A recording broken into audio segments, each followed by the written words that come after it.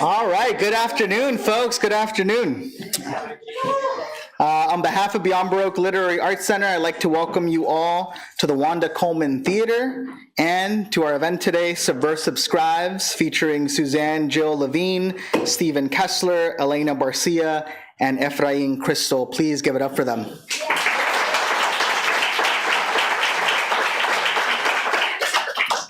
My name is Jimmy Vega. I'm the Associate Director of Beyond Baroque. I'd like to start by acknowledging Beyond Baroque's presence on the traditional, ancestral, and unceded territory of the Tonga peoples. We acknowledge the wrong done to these peoples through settler colonialism, genocidal practices, and the violent disposition of their land. As an arts organization, we are committed to uplifting Indigenous communities, their stories, and cultures. For those who don't know, Beyond Baroque is Los Angeles' oldest literary arts center, located here in Venice, California, founded in 1968, first as an experimental literary magazine, before reimagining itself and becoming the literary home we know it as today. We are based out of the original Venice City Hall and help support and help cultivate new writing through our extensive program of writing workshops, readings, and performances. We offer a number of workshops online via Zoom, such as our free weekly Monday night fiction workshop, facilitated by Raquel Baker, and our historic Wednesday night poetry workshop, currently facilitated by L.A. Johnson. Similarly, we offer several paid in-person and online intensive workshops throughout the year. This month, we're excited to host the 4th annual 30 in 30 workshop with poet Brendan Constantine, which will occur online starting on the last Saturday of March and spill into every Saturday morning of April to help us celebrate National Poetry Month. Later in April, we'll host a fiction workshop titled From Image to Page with Miriam J.A. Chauncey, which will invite workshop participants to utilize photographs to spark new writing of their own. Aside from our workshops, we offer several readings throughout the year. Next week, we'll feature the LA book launch of A Poem is a House by Linda Ravenswood, featuring authors such as Christina Cha, Bernadette McComish, Brian Sonia Wallace, Tom Lachis, among others.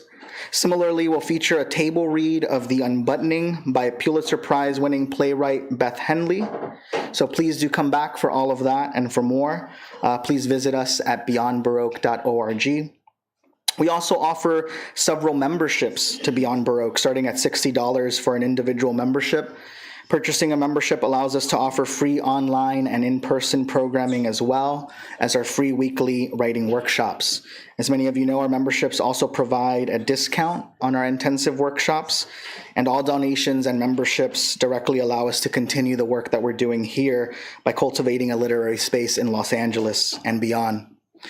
These funds give us the opportunity to further cultivate the artistic possibility of language. So if you are a member, thank you. And if you are not, please do inquire about it in our bookstore. I'd like to give a warm thank you to all of our staff for making this possible. Quentin Ring, Ivan Salinas, Eric Alberg in the booth, Michelle Raphael, Genesis Perez. Please give it up for them and all they do.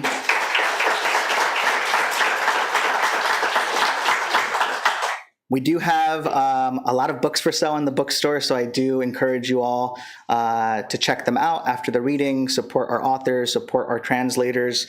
And without further ado, I'd like to welcome Elena Barcia. Thank you, folks.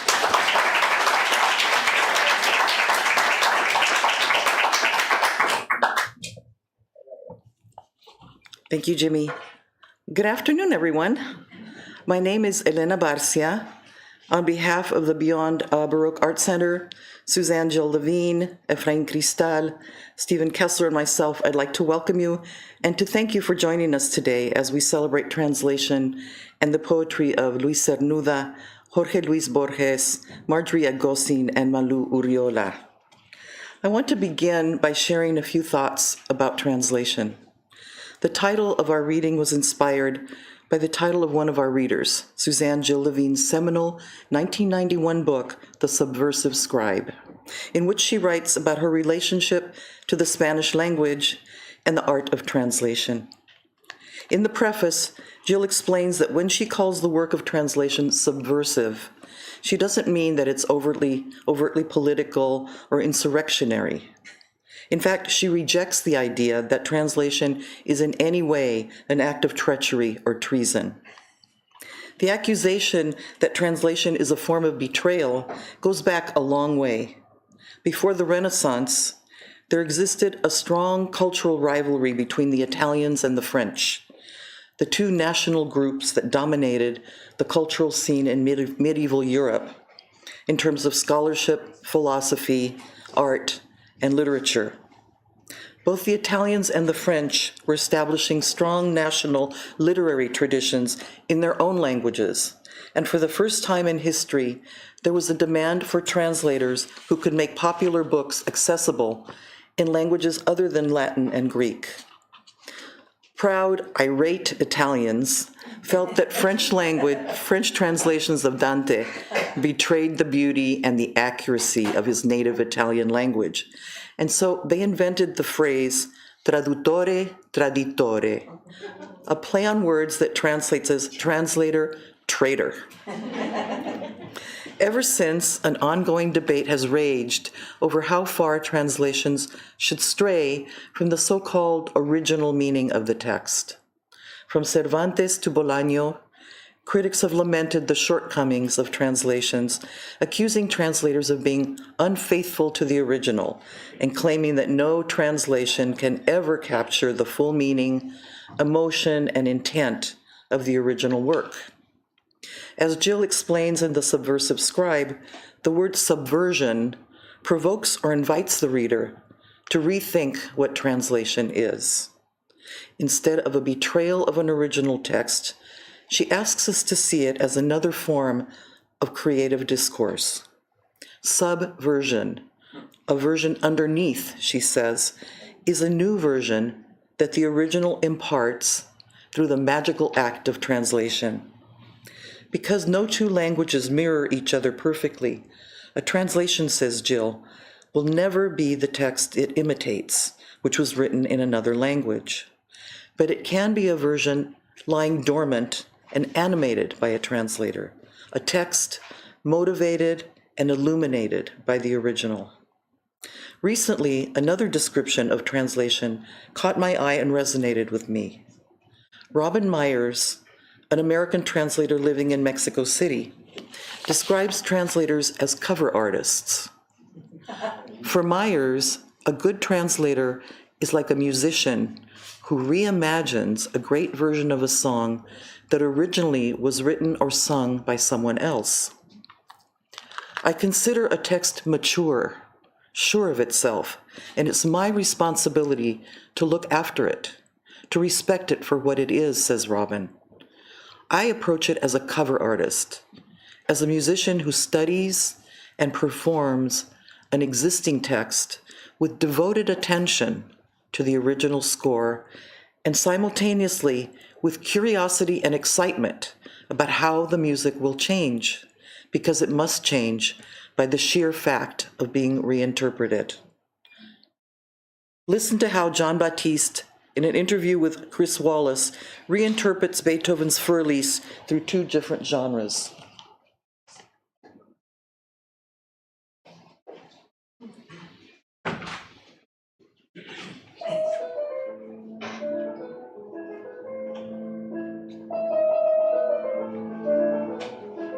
Well, you know the blues.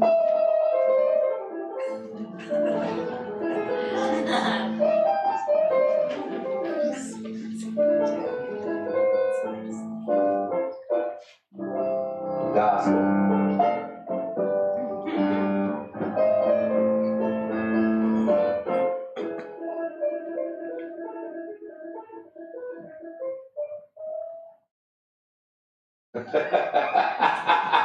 That is amazing.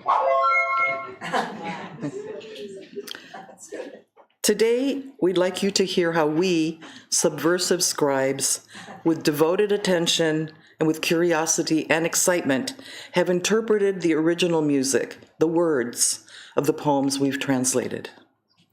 The first translator reading today is Stephen Kessler. Stephen is the author of 16 books of translated literature, 3 collections of essays, a novel, and a dozen books of original poetry. He's the editor and principal translator of the sonnets of Jorge Luis Borges and has received many awards, both for his translations of Julio Cortázar's selected poems and for his translations of the Spanish poet Luis Cernuda, whose poems he will be reading today. Stephen?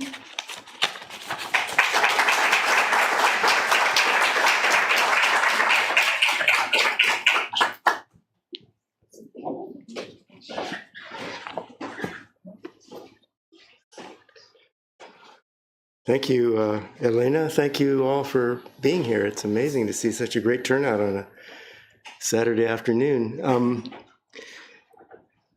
There are numerous acknowledgments I'd like to make. One is to Suzanne Jill Levine, my generala, the general editor of the Borges Penguin Classics, and she graciously invited me to contribute to that by doing the sonnets. So I have a Penguin Classic, which I never could have imagined when I was starting out in little poetry presses.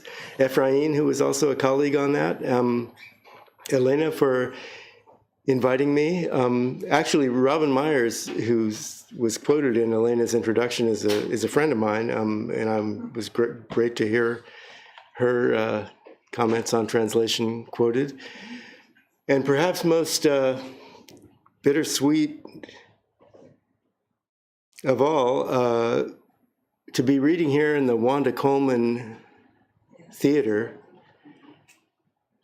is just kind of strangely heartbreaking, because Wanda was a very good friend of mine for like 35 years. And I'm really glad to see her honored as the, major force. I mean, beyond being a great poet, she was just an amazing person, as some of you probably remember. So it's great to be, doing this homage to Wanda in the Wanda Coleman Theater. So I'm going to read a few poems from 3 different books of Luis Cernuda, who is a great Spanish poet of the 20th century, member of the generation of 1927, whose most famous participant was Garcia Lorca, who died tragically in the first days of the Civil War. Cernuda went into exile pretty early on in the Civil War, went to London to give some readings and lectures, and never got back to Spain. He ended up in Glasgow, Scotland, for about 10 years, and then he went from Glasgow, which was about as far north of Andalusia, where he was from, as you can get, and he didn't like that very much. So he ended up in New England for a few years, teaching at where did he teach it in Massachusetts? Anyway, he taught him at some famous school whose name I forgot, and then he moved to Mexico in the early 50s and spent about the last 10 years of his life in Mexico, in the suburb of Coyoacán, with the family of Manuel Alto Laguirre, who was another member of that generation. So that's the briefest possible introduction to Cernuda. His poems, well, I'll just read them since we have a limited amount of time. This is the first poem in a book called Written in Water, which is his complete prose poems, which I translated back in the early, I think it was published in 2004 by City Lights. And this is the first poem in that book. It's called Poetry.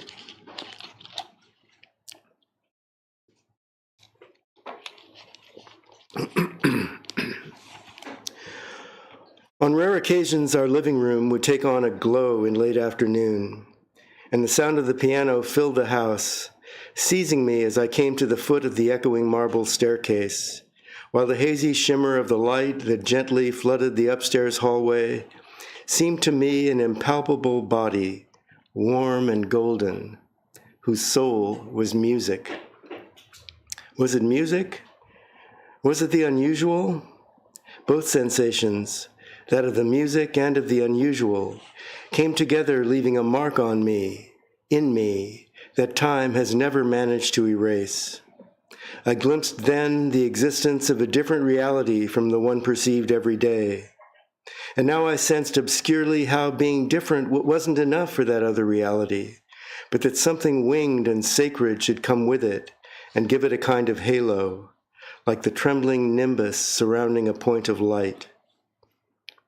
And so, in the unconscious dream of a child's soul, there now appeared the magical power that offers consolation.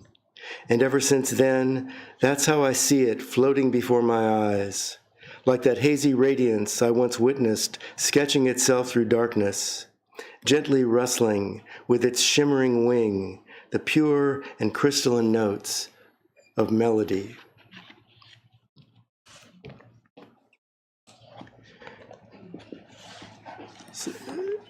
This second book I'm going to read from is called Desolation of the Chimera, published by White Pine Press in around 2009. And this is the poems selected from the last 10 years of Cernuda's life. This one is called The Sirens.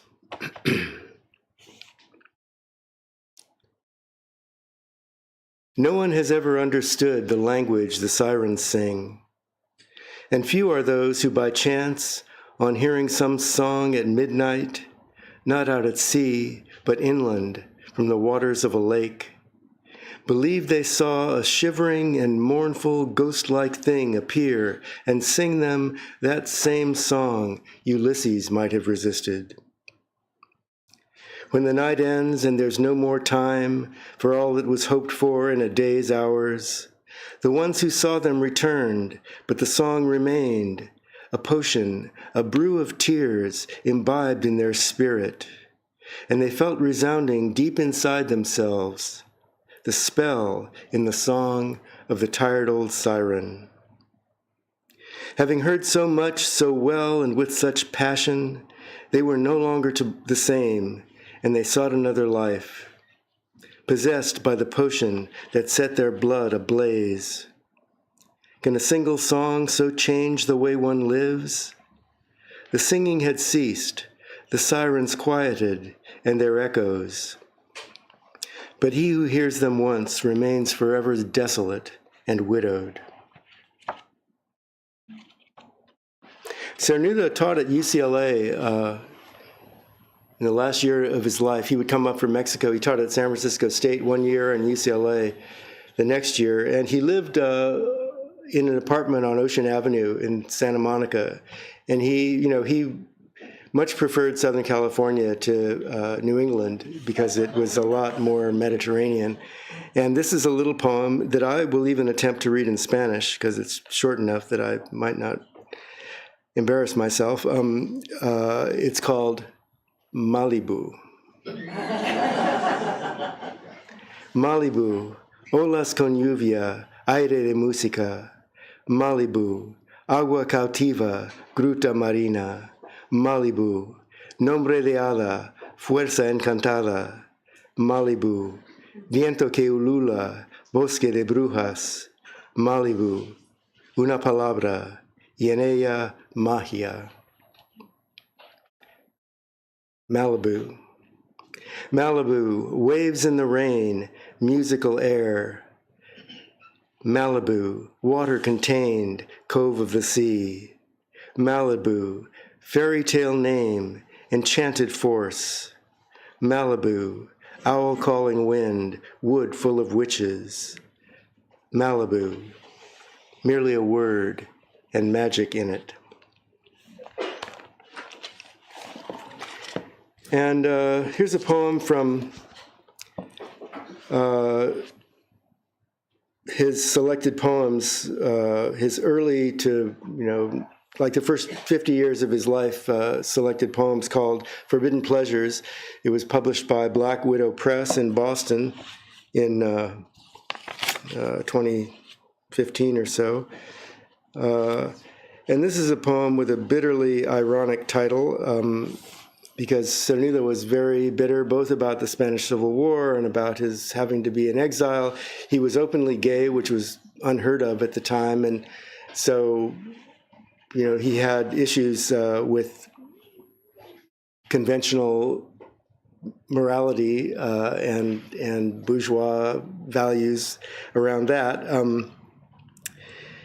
So to him, being a poet was a curious curse of a blessing. And this is called The Poet's Glory. And it's addressed to an imaginary poet muse. My demon brother, my spitting image, I saw you faded, hanging in the sky like a moon at dawn, hidden in a cloud between horrible mountains. A flower-like flame, your tongue at my ear, whispering curses full of ignorant happiness, just like a little boy saying his prayers and laughing at how sick I am of this earth. But it's not you, my love turned eternal, who should be laughing at this dream, this impotence, this expulsion, because you and I are sparks of the same fire, and a self-same breath launched us onto the dark waves of a strange creation, where men burn out like matches mounting the exhausting years of their lives. Your flesh like mine, after sun and water, craves the caress of shade. What arouses our words is the boy who resembles a flowering branch, gracefully unfolding its blossoms and scent in the warm May air. The constantly changing ocean, full of the cries of gray gulls in a storm, is what moves our eyes, and our hands are moved to write beautiful poems we publish for men's contempt. You know men, my dear brother. See how they straighten their invisible crown, erased as they are in their women's shadow, weighed down with oblivious self-satisfaction, worn a comfortable distance from the heart, as Catholic priests wear the sad little form of their God, conceiving children in a few moments stolen from sleep so they can devote themselves to living together in the conjugal darkness of their cages, stacked one atop the other. Look at them getting lost out in the country, feeling ill at ease amid the elegant chestnuts or taciturn plane trees. How they keep their chin up with such ambition, feeling a dark fear snapping at their heels. See how they take the seventh day off as permitted, while the counter, the cash register, the clinic, the desk, the office can feel the fresh air rustling through their desolate spaces. Listen to them spouting their interminable words, perfumed with violent self-assurance, forcing an overcoat on the little boy in chains under the divine sun, or a warm drink gentle on the throat going down, for those who can't take water's natural chill. Hear their commandments made in marble on what they call useful, normal, beautiful. Hear how they dictate laws to the world, try to limit love, define inexpressible beauty, while their senses revel in the sound of delirious loudspeakers. Consider their strange minds, attempting to build, child by child, a complex sandcastle that might deny with its frightful facade the shining peace of the stars. Those are the very ones, my brother, the people with whom I'm dying all alone, the phantoms that will give rise one day to the solemn pedant trained to explain my words to his bored students, and getting a little famous, with a house in the capital's anxious foothills. Just as you, behind your hazy rainbow, run your fingers through your long curls and look down with a distracted expression on this filthy earth where a poet is going under. And yet you also know my voice is yours. My love is yours. Ah, for just one long night, let your warm, dark body slip, light as a whip, underneath mine, a rotting mummy buried in some unmarked grave. And let the bottomless spring of your kisses pour into me the fever of a passion gone dead between us. Because I'm sick of the vain labor of words, like a boy skipping his sweet little stones over a lake, merely to send a ripple through its stillness, like the shadow of some great mysterious wing. Now is the time, it's long past time, for your hands to plunge into my life, the poet's coveted and bitter knife, one clean stroke through the heart, resonant and trembling like a lute, where only death, and death alone, can make the promised melody resound.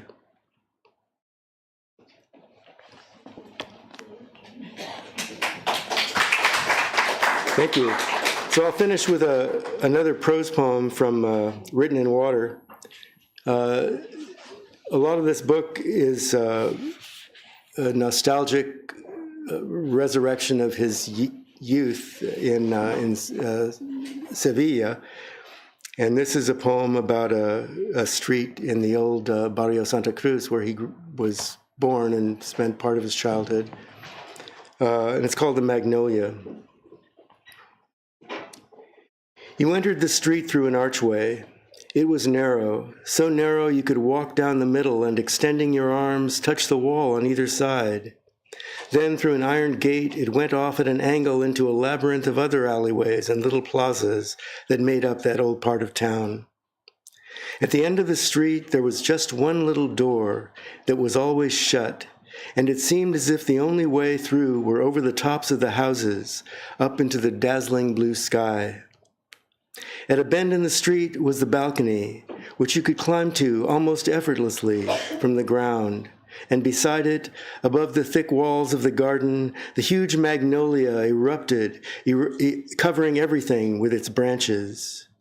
Among the sharp and shiny leaves were perched, in springtime, with that subtle mystery of the unspoiled, the snow-white flakes of its flowers. That magnolia was always for me something more than a gorgeous reality. In it was encoded the image of life itself. Although at times I wanted it some other way, more free, more in the stream of people and things, I knew it was precisely the separate life of the tree, that flowering without witnesses, that gave its beauty such a special quality. It was consumed in its own ardor, and in its solitude it put out such pure flowers, like a sacrifice rejected at the altar of a god. Thank you.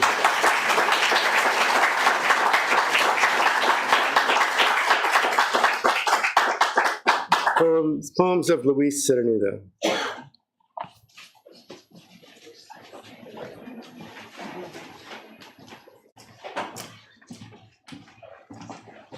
Thank you, Stephen. Our next reader is Efrain Kristal. Efrain is the Distinguished Professor of Comparative Literature at UCLA. He's a specialist in Latin American literature in comparative contexts and of translation studies. For this event, he will read poems by Jorge Luis Borges. His publications on Borges include Invisible Work, Borges and Translation, Querencias, Guerra, Traducción y Filosofía en Jorge Luis Borges, and Poems of the Night, an edited volume of Borges poetry published by Penguin Classics for a series of books under the editorial care of Suzanne Jill Levine. Efrain?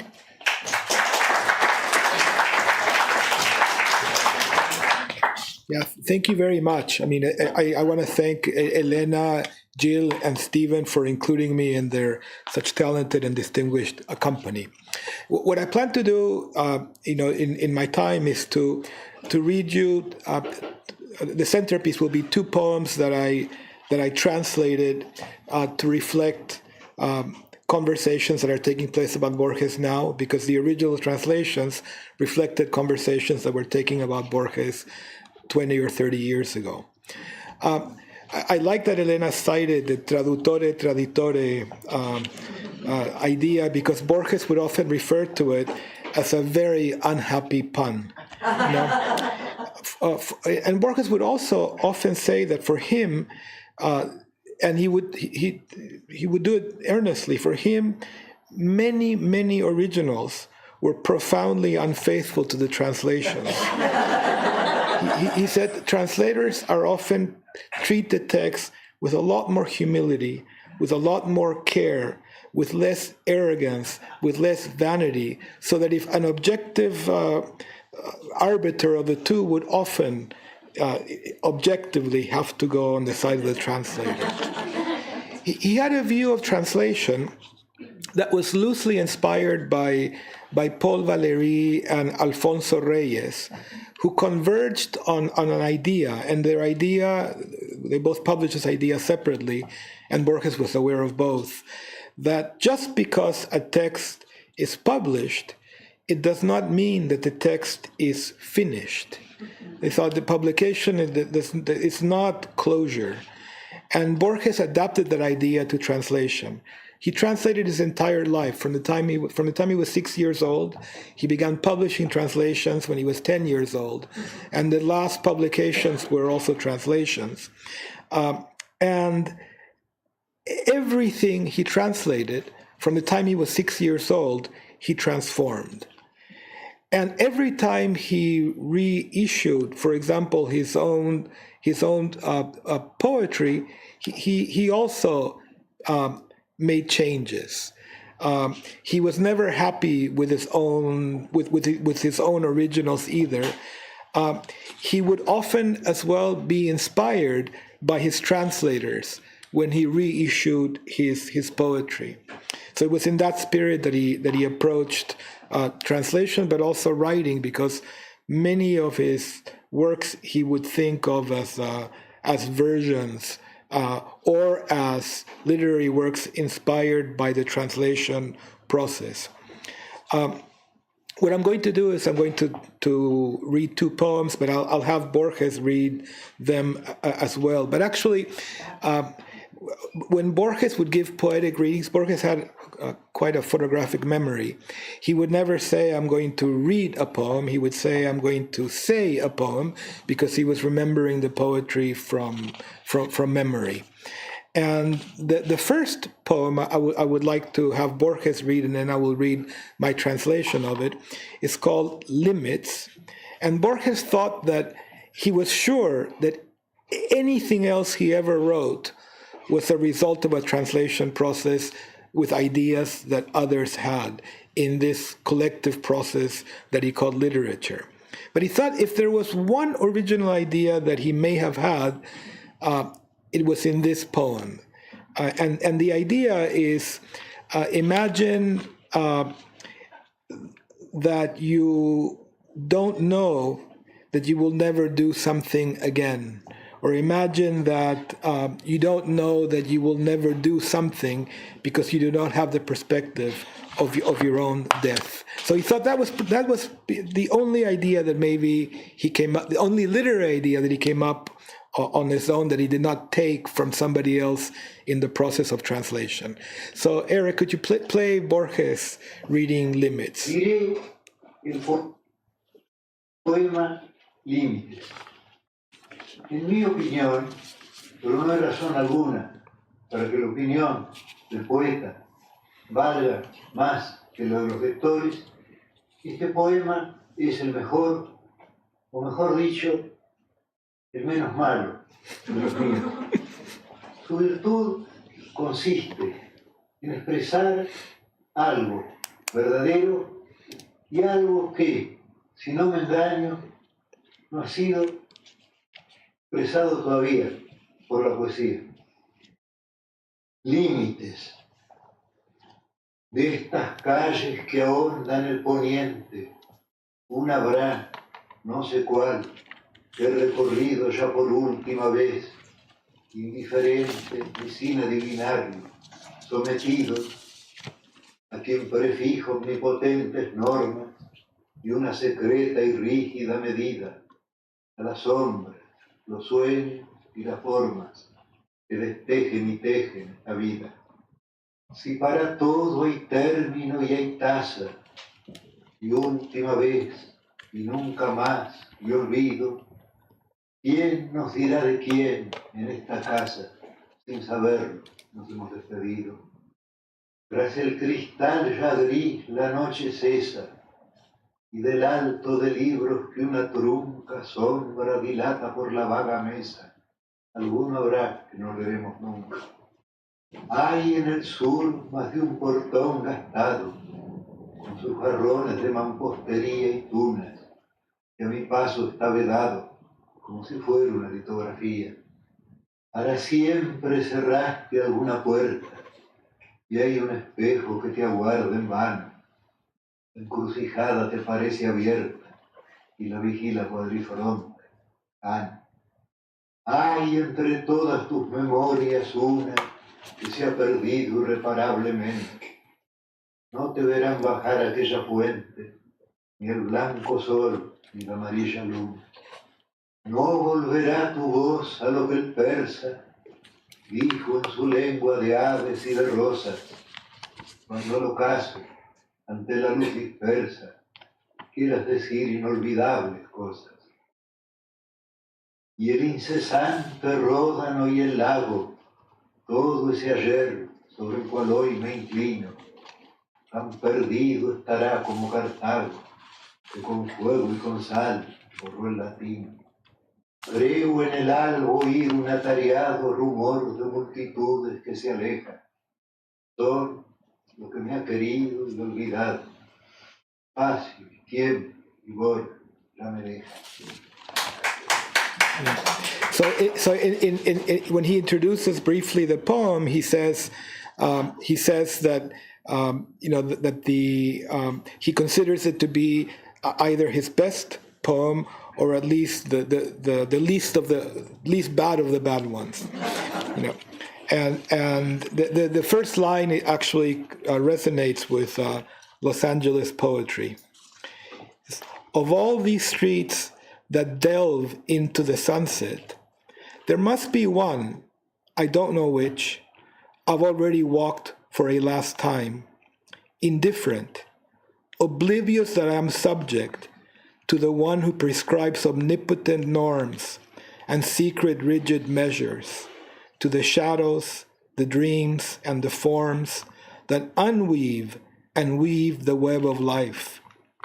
If there's a duration, and an incidence, and a last time, and a never again, and oblivion, who will tell us to whom in this house we have said our last goodbyes? Through the grayish window pane, night gives way to day, and a shadow prolongs the length of a stack of books, including one we'll never read. In the south, there is more than one worn gate with ceramic jugs and prickly plants that will not allow my entry, like a lithograph. You are not aware you have closed a door for the last time, or that a mirror awaits for you in vain. You believe a crossroads is available for your crossing, but a four-faced Janus watches over it. Among all your memories, there is one that has been irreparably lost. No one will see you walk down to that fountain, not the white sun nor the yellow moon. When you'd like to say memorable things, as you face the speckled light of twilight, your voice will never say again the words of the Persian poet in his language of birds and roses. And what of the flowing Rhone and the lake and all that yesterday on which today I lean?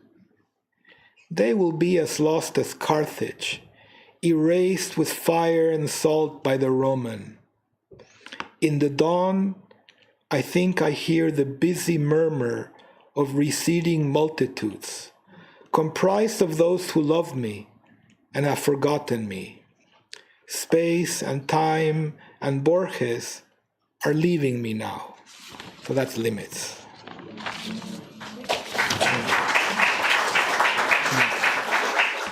And the second poem is actually one of Borges's most beautiful and complex poems. It's called the conjectural poem. It's a poem that has to be understood at many levels. And I'll give you some of them so that when you hear Borges read it and when you hear me read it, you can pay attention to some of them, although they're not all of them. It's called a conjectural poem because it is an impossible poem in the voice of an individual who is about to die. A poem that stops at the moment of death, and therefore it's a conjectural poem because no one but the person dying could have the perspective to tell this poem, to read this poem. So that's one of the reasons why it's called a conjectural poem. It's a historical poem because it's a poetic account of the death of Borges's great-grandfather, who was a soldier, but also the military man who, after the War of Independence, declared the independence of Argentina. It is also a political poem because he wrote it as a political indictment of the regime of Perón in his Argentina. It is also a family history poem. It's a story of a man who wanted to be a man of letters, but who ended up as a man of war. It's also an inverted poem about Borges' own destiny, someone who became a writer and might have wanted to have been an individual to have acted in life in ways he did not. It is also one of the most extraordinary exercises in literary criticism I know, and not only in a work of poetry, because it is an astonishing commentary on Dante's Purgatory, and particularly on the fifth canto of Dante's Purgatory. In Dante's Purgatory, in that moment, the pilgrim meets somebody in Purgatory. He says, "Look, we both fought on opposite sides of a battle. Your body never appeared." And then this man tells him, "Well, let me tell you my story. I'll tell you my story. My throat had been cut, and then as I was dying, as my blood was staining the ground, as I was losing the ability to see, I regretted what I did to my wife. I regretted what I did to my friends. And at that moment, an angel comes and takes them to purgatory. And at that moment, and it may be the only moment in the entire Divine Comedy where the devil speaks, where Satan speaks, but at least it's a demon. It says, for one tear, you're going to take away his soul? Well, I'll do what I want with the body. And then this huge storm appears, and it's taken away, and so on. And the genius of Borges is, first of all, to have noticed that Dante only tells you half of the story of this individual when the throat is cut. He does not tell you the beginning. So the poem you're going to read is actually filling in the gap for Dante. But that's not what's most astonishing. What's most astonishing is that Borges is calling attention to the fact that Dante's entire Divine Comedy is a conjectural poem. You need to conjecture the afterlife, the Christian afterlife, in order for that poem to work. And Borges one-ups Dante because he's able to write a conjectural poem in a secular register. So let's hear it first, and then I will read you my translation.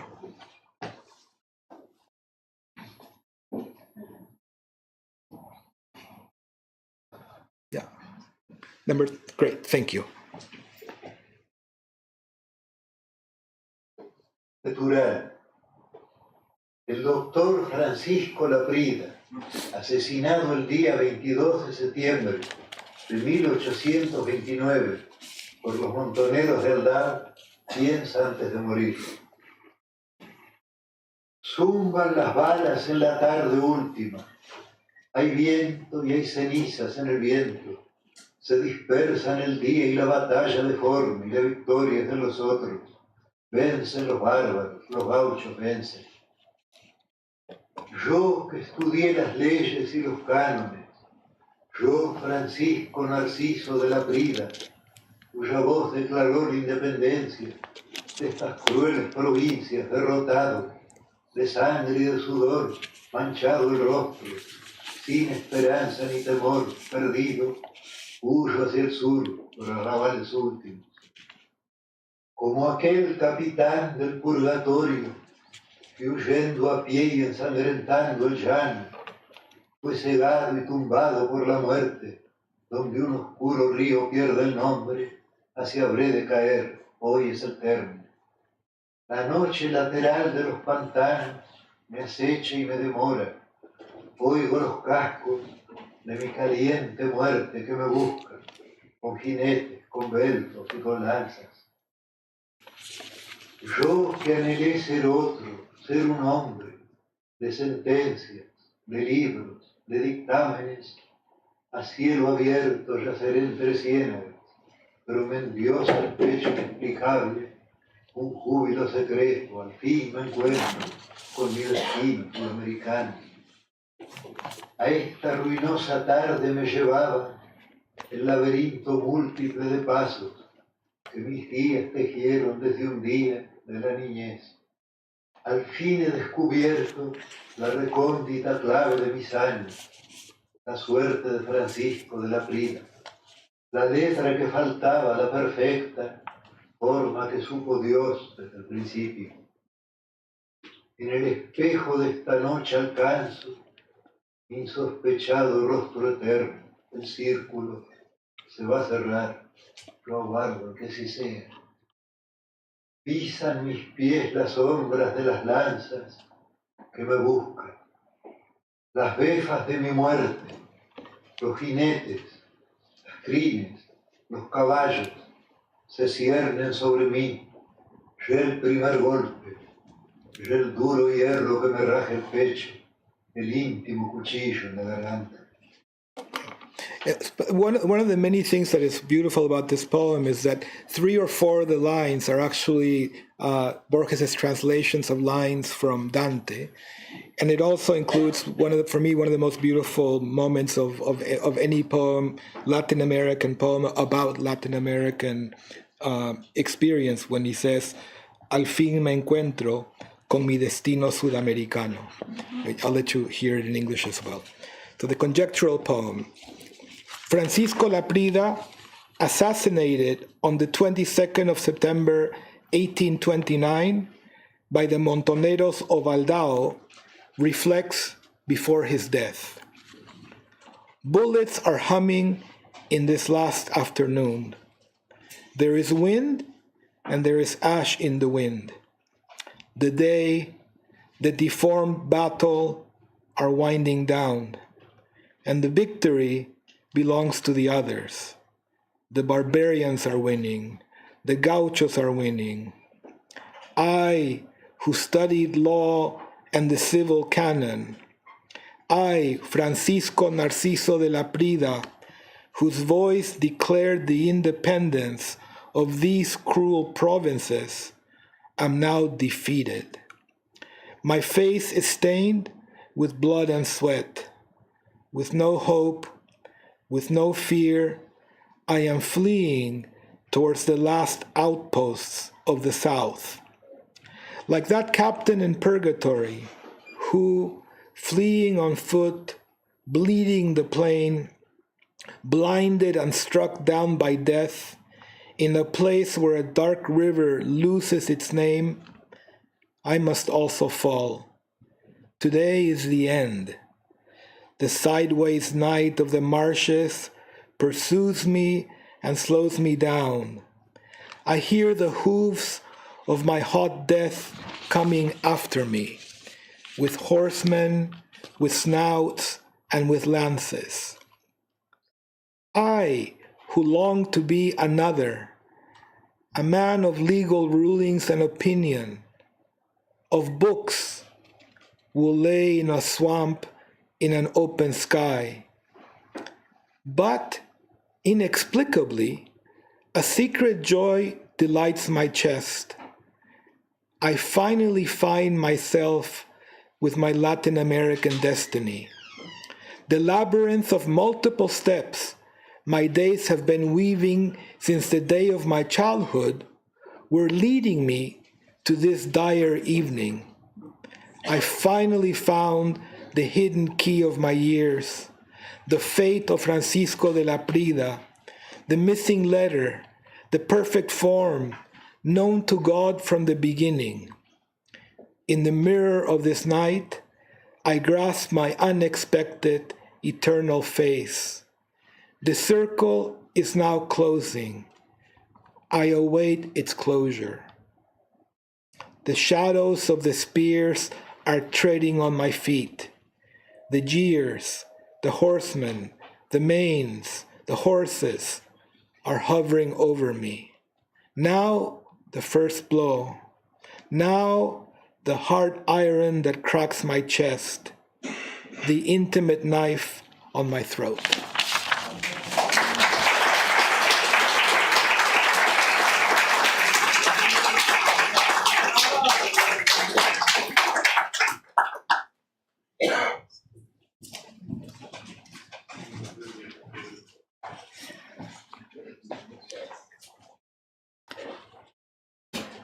Suzanne Jill Levine is a writer and well-known translator of Latin American literature. She was also the general editor of the 5-volume Penguin paperback classics of Jorge Luis Borges' poetry and nonfictions, which both Stephen and Efrain collaborated on. Among Jill's many works are poetry chapbooks, critical studies, and translations of major Latin American poetry and fiction, as well as literary biography, notably her Life of Manuel Puig for Farrar, Straus, and Giroux. A Guggenheim Fellow, she is a distinguished professor emerita of the University of California, Santa Barbara, and has recently completed a memoir titled Faithful. Specialized in witch tapas, for example, miniature Moorish brochettes called pinchos morunos, or olive stuffed with anchovies, or grilled prawns, or portions of Spanish tortilla. It was the friendly custom to stop for an espresso or a tinto and socialize after our morning classes at the university. Long afternoons and evenings, or the atardecer as the high plateau sun set, were especially pleasurable.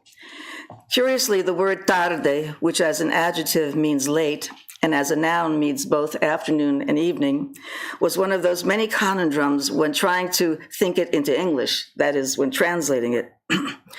Madrid was and still is a city that came to life at night, buzzing with activity until the wee hours of the morning. And so, in a way, our university, our fount of acquired knowledge, was also those nights of leisure, wandering from tapas to tapa. Coming home late on those generous nights of Madrid meant clapping hands for the sereno, the night watchman, while hoping that he was nearby to open the door to the building where you lived. The word sereno was like poetry, a metonym for the thing itself, as if the watchman's main function was to preserve the night's serenity merely by being there. Often you'd have to find your way in total darkness on the indoor stairs because the so-called 1-minute light sometimes didn't even last a minute and didn't give you enough time to reach the landing before the minute was up. Then you were on your own and had to find the next button, groping along the walls in the dark, and run up step by step before the light went out again. The senora discouraged late nights, but I think this was this was so that my roommate and I had a roommate, wouldn't disturb her or Alicia's sleep, or maybe she was concerned about my virginity. I never knew for sure, as she seemed to veil her motivations, or at least that's how I saw it. What remains in memory, what I've been trying to bring back to life, is ultimately tenuous, dreamlike, a magical trace of nights roaming the Cava Baja or bazaars and ferias like the Noche de San Juan along the river, with Jose Ramon or Miguel or some other long-forgotten boyfriend. Or afternoons with their long shadows, walking along the narrow, evocative cobblestone streets, heading to a bookstore or library or to a date at a cafe or a bar in a picturesque square, places that became so familiar and are now so far away in the mist of time. So that's my little bit. I brought more, but I know I have 15 minutes, and I want to give some time to Marjorie, Agosin. So a little water here would help. The book that, this last book that I did was in a way like the first time I translated Marjorie. Basically, while I'm known as a translator of fiction, and mainly fiction by male writers. Actually, the last several years I've been translating mainly fiction by women. And if I ever counted all the translations I did that are in so many anthologies and journals, I think I would discover that I translated probably 40 or 50 women poets. So, I guess I did a little bit of everything. But in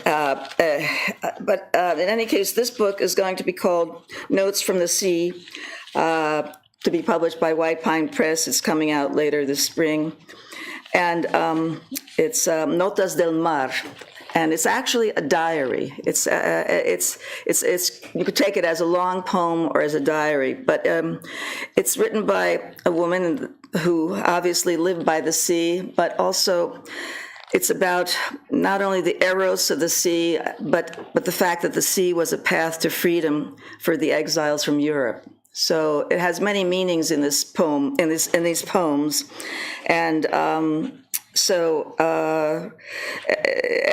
had many. And frankly, there were many difficulties about translating it. First of all, the word mar, el mar, notas el mar, somehow it works very well when it's repeated over and over again. But sometimes I had problems with the word sea, so I did things to sort of make that less problematic. Anyway, I'll read a few pages for you. The sea belongs to everyone. The sea beholds the fireflies sparking the sky. Writing, endlessly unfolding, awaits the sea that night after night becomes even more endless. This sea, perhaps my only sea, has few islands to spare, perhaps only two, quite far away. I think of the solitude of those two islands under a rainfall of ash. When my heart was a mere seed, poppies grew beside the sea that guided my dreams and kept guard over me like the fireflies as I slept. I imagined him covering me with the sheets, rocking me gently. I imagined him imitating siren songs for me and the seashells, and I grew up beside him. It was only the sea and his words. Seeking a light over the sea, I found the light in your eyes. I found a hand reaching or lips seeking in desire some wave that leads us, and we are asleep around the moon. That sea at night is a sea of fragility, of all those absent, like an ocean of questions. My mother's eyes are ancient like the sea, sometimes blue, other times violet. I have seen myself in them and have also found in them a fatal sea of mirrors. One day, I found an island in her eyes, also a dark sadness, a shipwreck on her shores. And she looks at you in that way until one day you fill the world with the light in your eyes. In its brief pauses, with its vast wonder, the sea taught me that the forgotten vanishes to be found again, and amid the sounds of a tender sea that gathers everything into its sanctuary. Beneath that sea, there might be a nest, a forest of algae, the nest always warm and still, a nest, a country, a forest, a great sigh from the earth. The sea along these coasts make me dream of waves, waves that bring back words, a word I lost one day when wandering away from its shelter. The sea one day went to the mouth of the river, down to the banks of its water, to the edges where everything is a constellation of life, of clear and muddy waters, of mud and salt. One cannot silence the sea that is a voice of love, that is the voice deep in the sea and always far away. A woman lived on an island. The sea held in her hands, took care of the birds that nested there. Life and death came to that island, the woman and her birds. Only water, sun, and time. Her birds, life and death, like a loyal neighbor. The sea needs us to look, the sea that opens like a novel to be read, that at night closes like a poem, like a letter made of water. The sea overflows impatiently like a short-lived love, like a passing secret, like a distant voice heard at night, the sea and you and the sea on nights at high tide. Of all the promises, the only one that doesn't fail us is the sea. In its memory, it prepares the dream of a wave that is sleeping. From your sea to mine, the distances are imaginary. I long for the Sea of Chile. I miss those nights of that distant coast that sheltered our childhood. I miss that ocean that one day might allow us to drift and that kindly spoke to us about its shores. Time passed, and one day on the rocky shores there was a party. The sea chose to dress in sand. It swept by, shredding the clocks to slivers. And with a stolen voice, its sand spoke of horizons. The sea wanted to find its own voice, a companion voice, a sound in which to swim. It needed an ally, eyes that were an accomplice. When they asked the pilot of the Sahara how he would like to die, Antoine de Saint-Exupéry said all he needed was a glass of water to descend into the abyss of sleep. In that way, I will fall asleep, and as I die, another dream will begin.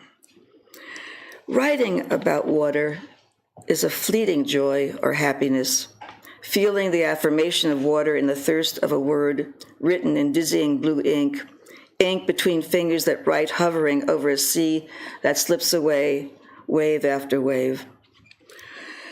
The night over the sea that undresses and reveals in its magnificent nudity, a clear and savage night, has no shores, no borders. It is all an evocation of a blue that conjures rain and other elements, intertwining with seaweed and the reflections of a twilight, a light of words over the water.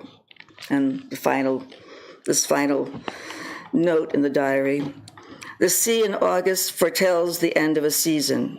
Beaches emptied little by little, their sand returning to its usual pale pink. Already one can see the outline of only a few sand castles left by children whose sand fades in memory.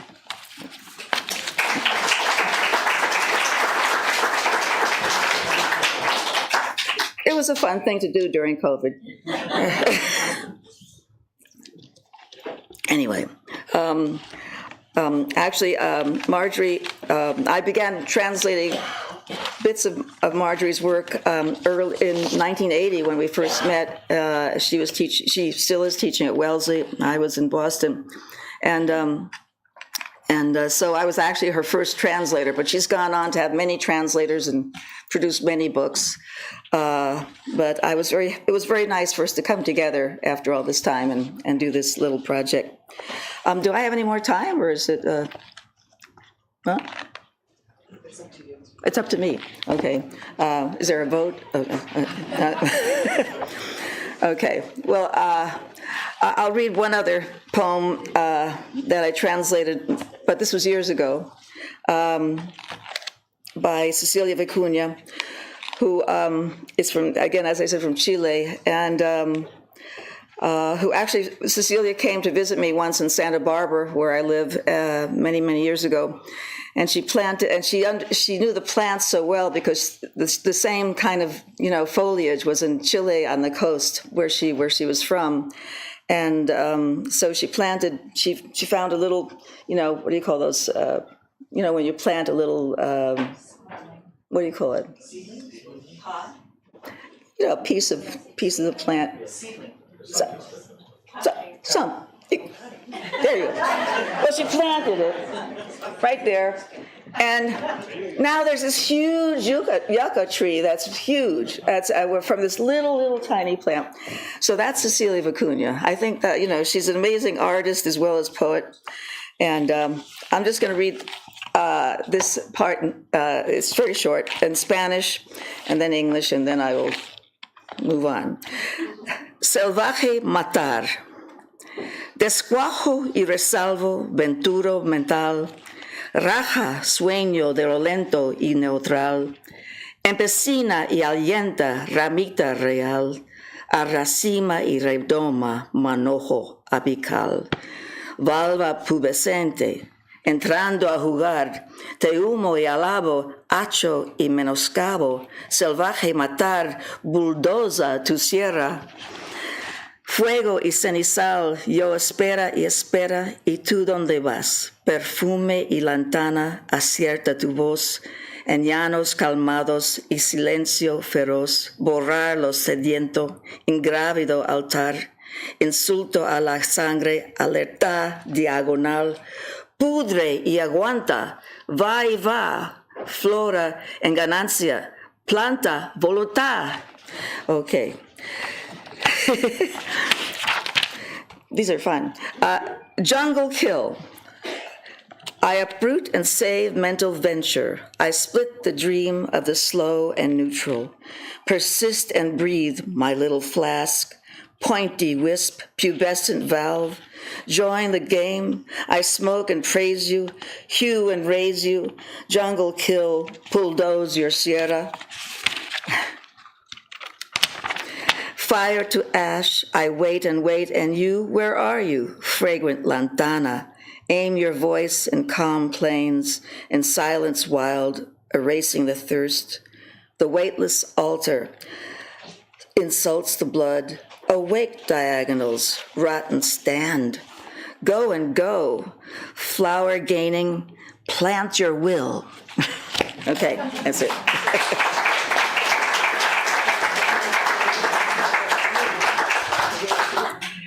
I have the pleasure of introducing the wonderful poet and lady and person that I have met in recent years, and I'm so happy to have met her, who has made possible this event. Elena initiated the whole event, and I'm so happy we're here to celebrate her new book. Elena Barcia is a film and literary translator, born and raised in Los Angeles. She has translated hundreds of movies from Hamlet to Harry Potter and collaborated with directors like Martin Scorsese, Alfonso Cuarón, and Alejandro Iñárritu on the subtitle translations of their films. Her publications include a translation of Miguel de Unamuno's classic novel, Niebla, titled Fog, published in 2017 by Northwestern University Press, and numerous translated Spanish and Latin American poems in journals like Asymptote, Poetry International, and the Harvard Review. Her translation of Malú, Urriola's book, Cadáver Exquisito, Exquisite Corpse, from which she'll be reading today, was published in 2023 by Valparaiso Editions, USA. So.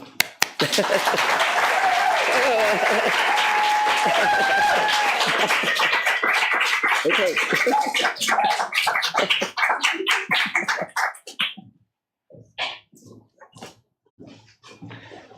Thank you, Jill. When you're not here. When you're not here, I miss you as though I were missing an arm. I would give an arm not to feel your absence. I would give an arm, but not the arm I write with. I won't give the arm I write with to anyone. If I got rid of the arm I write with, I would choke to death. This is the arm that plunges its hand down my throat for words to come out. If I didn't have this arm, I wouldn't be able to speak, because this arm is my tongue. With this arm, I can say what the tongue holds back. When I'm lost, it is this arm that finds me. When I despair, it is this arm that calms me. This arm is my memory.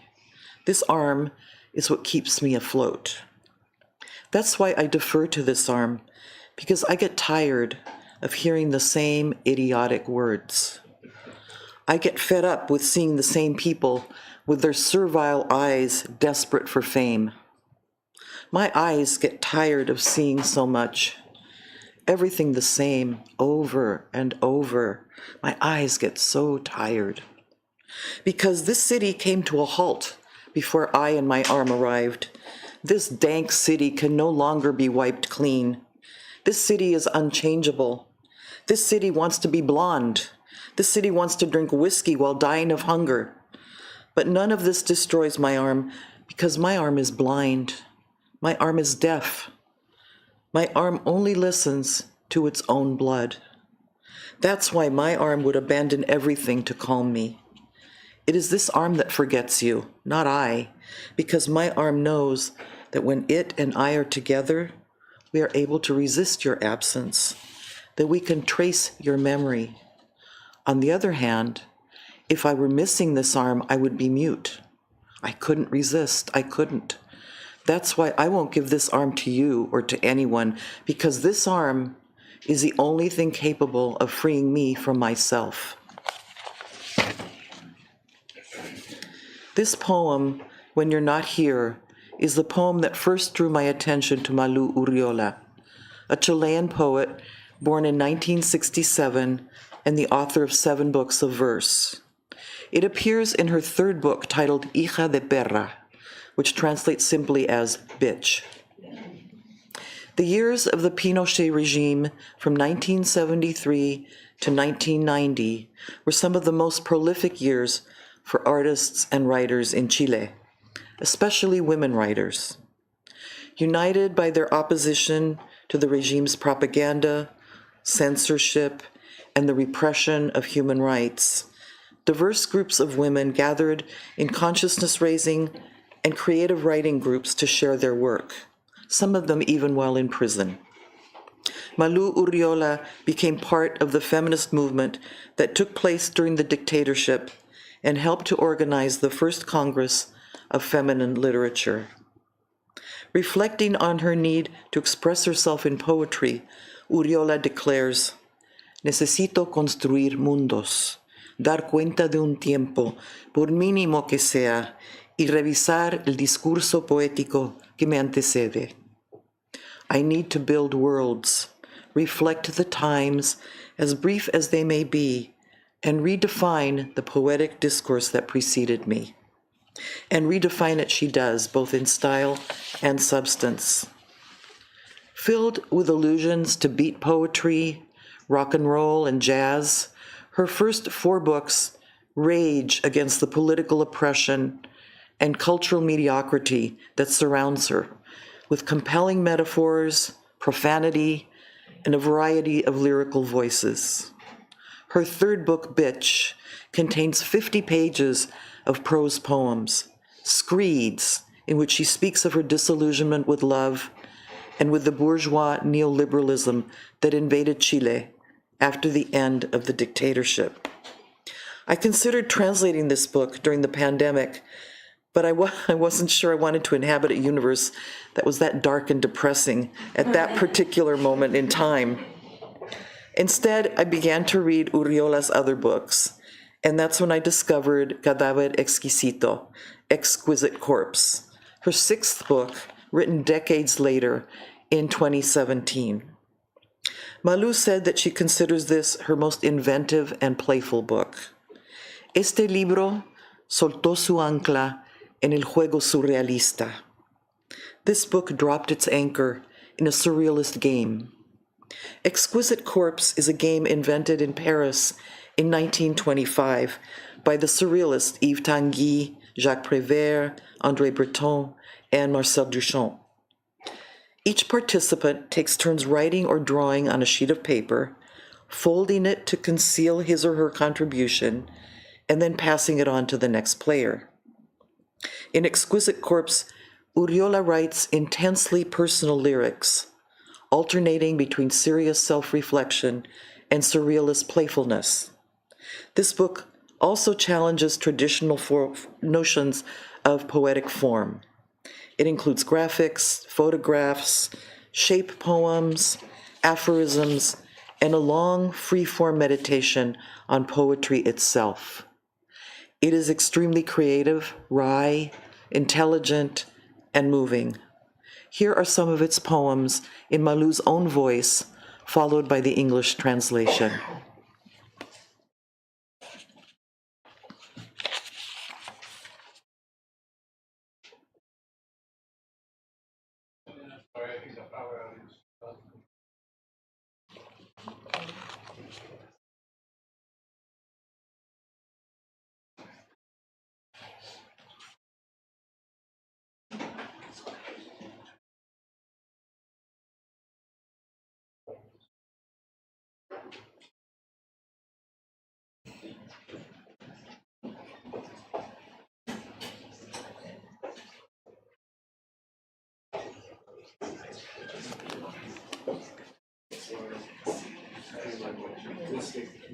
Well, should I just read them in English then?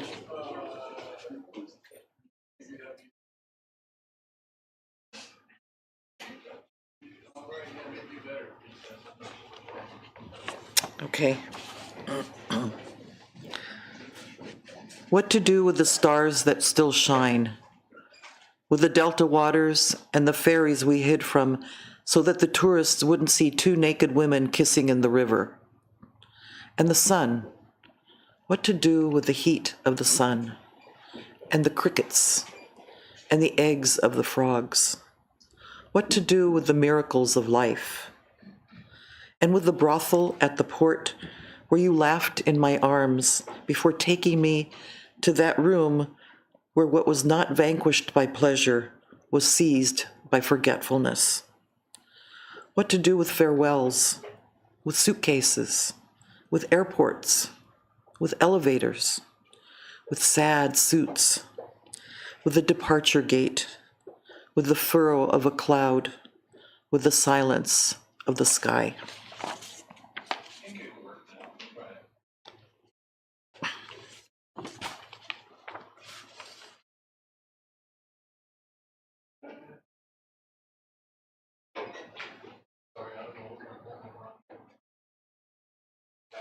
Okay. As when the rivers run dry, and sadness seeps and cracks, and the rocks remain so far from one another, I keep writing things that will turn yellow. I open my eyes and life goes on, barbaric, medieval, beautiful, and fleeting. There where the waters sang, they hack the mountains, cutting off what will never grow again. And thirst? What will we do about the thirst?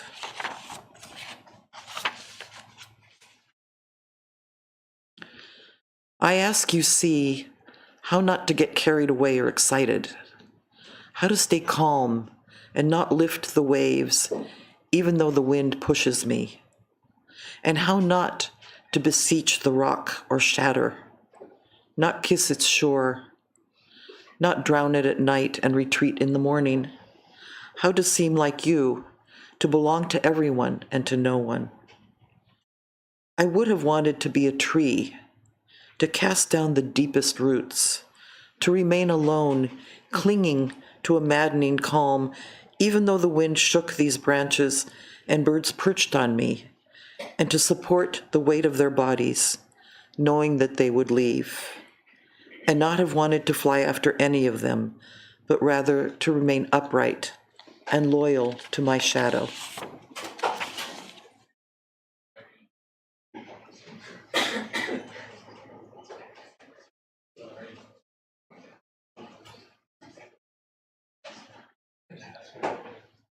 Okay.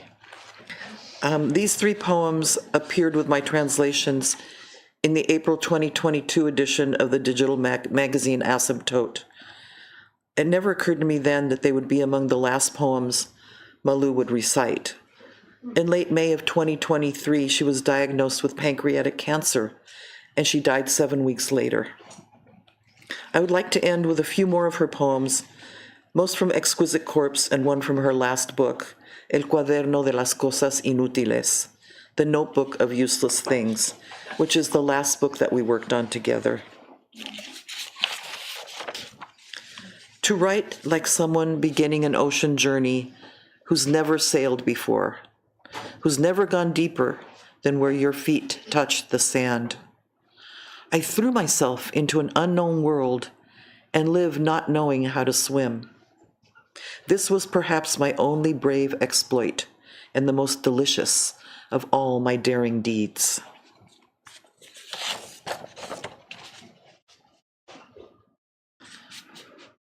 I have loved the solitude of fruit trembling in the sun, the disorderly flight of swallows, the uninhibited wind at night, a crackling fire, blue flames, other people's dogs, the closets of everywhere I've slept, parks, waiting in airports, the smell of immigration offices, balconies, elevators, tiles. How not to love time and the hands that shaped it at our feet. The bee that flies across the road with the urgency of nectar. The pigeon so of this world. The fruit of the lemon trees. The melancholy of hotels. The uncertainty of summer. There is no way to live without surrendering, even for a moment, to the beauty of useless things.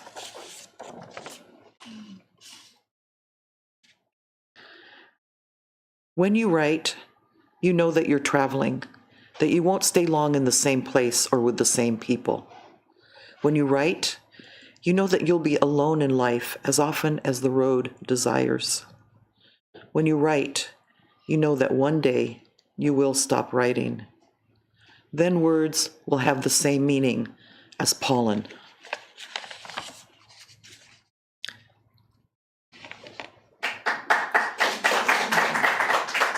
Eric, do you have her photo?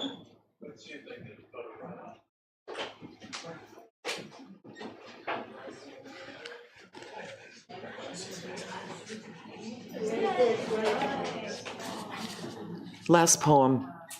I who thought I wouldn't have anything had poetry. They gave me more lives than a cat, more waves than a gold picture frame, more skies than a window.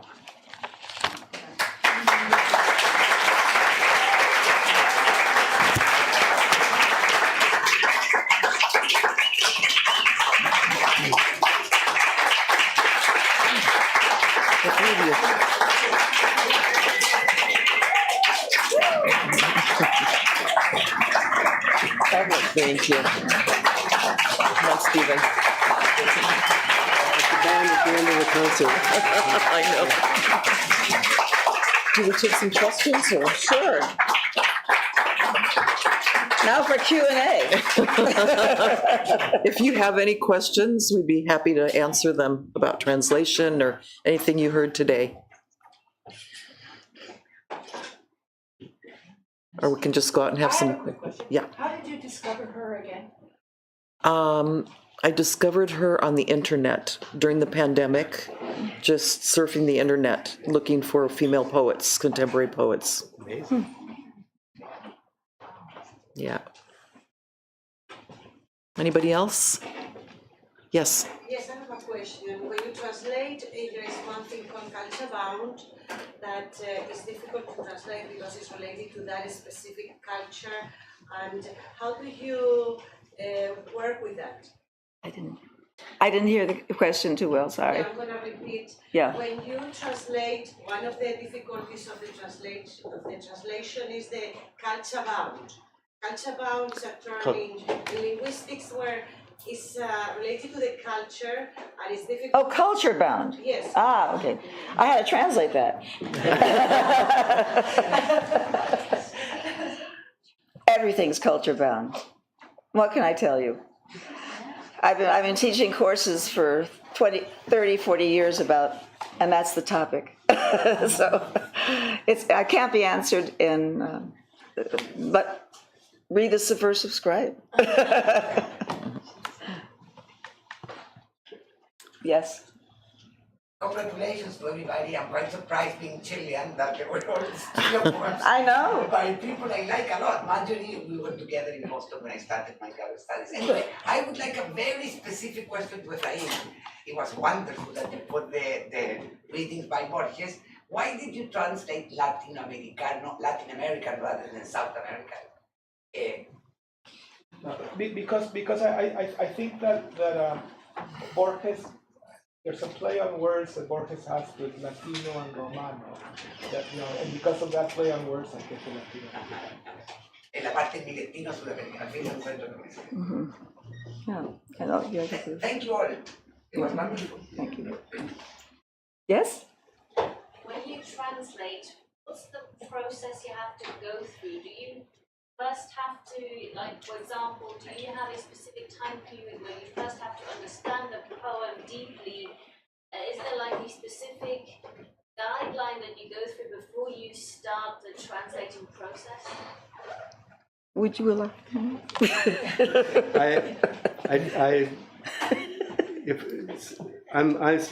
Poetry is my specialty, so I'm used to doing mostly shorter texts rather than novel. I've done a couple of novels, but I'm a translator of lyric poetry, mostly. So I always try to understand the poem first. I mean, I read it, just as a reader. I don't even bother to look up the words that I don't know. I just want to hear what it sounds like in the original and get a sense of what it means. And then I'll read it again and looking up what I'm not sure about, because I'm not a native bilingual speaker like Elena. I learned Spanish in high school, and I don't pretend to be, fluent going in either direction. So I need to, I need to depend upon dictionaries sometimes for obscure words, but some, in relative to the cultural context, a lot of times you can figure out what idioms mean just from the context of the text, and there are a lot of very normal words, like esperar, which mean, can mean several different things depending upon the context. So that's why you have to understand the poem that you're translating, whether it's a surrealist poem or a, something more straightforward and prosaic. And then once I have a feeling that I kind of get it, my guideline, translation, as everyone will testify, is not a science. It's an art. So there are all different kinds of approaches, and every translator has a different process. But what I always try to think is, what would this sound like if it had been written originally in English? Right. No, that's really, and that's the main thing that I often think. And that's why, you don't have to, I mean, when I was starting out, I was very conservative and I was trying to stick very close to the letter of the original. But as I gained experience and confidence, I felt more relaxed about taking more liberties, because a lot of time you have to depart from the letter to get closer to the meaning. So, it's a trial and error process like everything else, and it's really idiosyncratic. I mean, just because I do it a certain way doesn't mean any of these other people, do it the same way. But, you take it's trial and error, it's seat of the pants. Yes.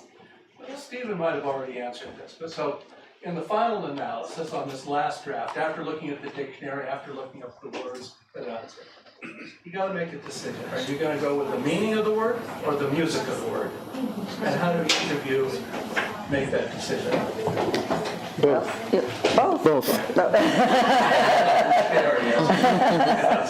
I mean, yeah, sometimes sounds. Questions. One, when you say that you take liberties, I wonder if one of them is to cut one long sentence in two, because in Spanish it's about long sentences. I don't know if you do that, but I wonder. When you do fiction, when you translate fiction, I certainly did that with Unamuno. Okay. Yeah. Good idea. Particularly with Unamuno. I mean, it just, the syntax is completely different in Spanish and English. So to make it work in English, you just have to revise it and rework it. And then the other one, if you can maybe briefly answer or give us your perspective as to what would it take for American schools, elementary, middle school, to bring more of the Latin or Spanish writers into the kids' reading list, even though it's a translation, it's still they're reading a Latin writing. My experience as a mother is that they don't get to see any Latin American writers. Everything is the Anglo-Saxon world, and I wonder, unless it's a Spanish immersion school, I wonder if you ever had thoughts about it. No. It's a very general question, and it depends upon what school, you know. Okay, so Yeah. I just thought maybe you had an experience about that. So No. You mean that they're not reading enough, that people aren't reading enough, and students aren't reading enough, and I don't think they even want to read. And teachers often bring, ask the students to read maybe just a section of a book, and they won't read it. So I think that the teachers and the professors at universities or the teachers in grade school, I'm sure are trying to bring all sorts of books to the students, but I don't know how much luck they're having. I just want to speak to the question about cutting up long sentences. My goal is to try to make it sound like the original sentence. Right. So, I've had in one traumatic case of an essay by Sergio Ramirez, who was a Nicaraguan novelist. It was a political essay that I sent to a bunch of magazines. It was during the Contra War, and it was called Nicaragua, the Revolution is not for export. And it was in this exquisitely Baroque prose, which I really adhered to in my translation. And where it finally got published was in a kind of political magazine whose editor was like a former newspaper editor. And when I opened the magazine and saw what he had done to my translation, it was like the worst thing that ever happened to me as a translator, because he just chopped it up, as if readers aren't smart enough to read a long sentence. I think you have to really respect the intelligence of the reader, and if they're reading, if they're looking for Latin American or Spanish poetry and the syntax is complicated, then your job as a translator is to represent that. Well, we're in a place called Beyond Baroque. And I think that I, as a translator of some very Baroque writers like Severo Sarduy, I think often what's helpful, or Borges for that matter, that you sometimes when you discover when you're translating a particular phrase that, oh my God, Borges is sounding like Milton. I wonder why. Well, I guess that's the part of English I was seeking to reflect that early Borges. Or in the case of Sarduy, he was playing a lot around with Gongora, and so therefore I remember there was a poet from the that decadent era of the turn of the century in England. What do you call those guys? Pre-Raphaelites. Pre-Raphaelites. There you go. Who had the perfect equivalent to what he was doing. Mm-hmm. So I think it's just a matter of being a reader and being open to language in all its places. I just got to say that translation has been my lifelong writing workshop. I write, my own poems and prose, but I've learned so much from translation, and especially from the privilege of translating really great poets, like Borges or Cernuda or Vicente Alexandre or a number of other people that I've had the privilege of translating. But if you have a second language, just as practice writing in English, this is what Pound famously said to W.S. Merwin when Merwin went to visit Pound in the mental hospital at St. Elizabeth's when he was 19 years old, and Pound said to Merwin, translate, you will learn your own language. Right. And absolutely. It's really true. That's very true. Yes? I was just going to ask Elena just the I don't know if it's a paradox, but the translator found the poet. This is the poet finding the translator. That process for you of selecting her as the person you wanted to translate, what was going on in you in the relationship then? It was during the pandemic, and her view of life as being very transient and unstable and fleeting, and it just really resonated at that time with me. She has a very existentialist view of life, and that, in addition to the beauty of her words, just really captivated my attention. Right. And for example, the case of Agosin, of Marjorie, what drew me to her at first in Wellesley was she wrote these amazing poems about Anne Frank. And I just love them so much. That's why I started to translate her. Yeah. Yes? To follow up with your question, Elena, did Malú know English? No. Oh, okay. So then, I just wondered, did you meet her in person? We worked over Zoom and email. She was an interesting poet. In that she was not as curious about the translation process or my choices. I had previously worked with a woman who wanted to know anything. If I changed anything dramatically, she wanted to know, even if it was a comma. And she didn't speak English either, but I had to explain to her the difference between the languages and my choices and why I picked a certain one. Malú was very busy. She was a screenwriter as well as a poet, and that was her bread and butter. And she didn't have much time, but she also wasn't that curious about the process. And when I asked her, because there were a lot of the surrealist poems, which I didn't have a chance to read today, had very strange images, and I would say to her, where did this come from? And she'd say, surrealism, she just was not helpful. And so I just had to take her word for it that it just came out of her imagination, Yeah. But every poet that I've worked with has their own ideas about translation and interest or not, and it's a challenge just to figure out what they're trying to say. Well, it's not a question really, but what I want to say that you mentioned that it's not like in stone, is that really a translation is wonderful when you listen to it and you don't even think in the other language. Right.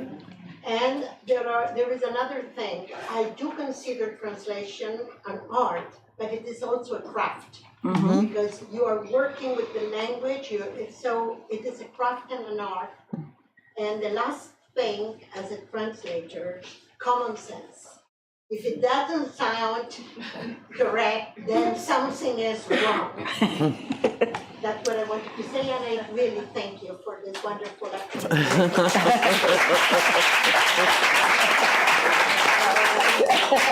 Okay, we'd like to invite you all to a small reception in the lobby. There's wine and cheese and some goodies to snack on. Thank you. Very well done. I'm so disappointed that you didn't have her reading them. I know, that's too bad. To buy books. Oh, no, I'm not going to do that. Yeah. No. Oh, okay. Hey there. Hey, how are you? Wait. You guys are wonderful. Hi. I was looking for you. Where were you? I was at home just dilly-dallying, thinking it was tonight. Yes, And I sent you a text, and I was letting me. Because I saw Aisha, and I said, where's Natalie? And she said, I don't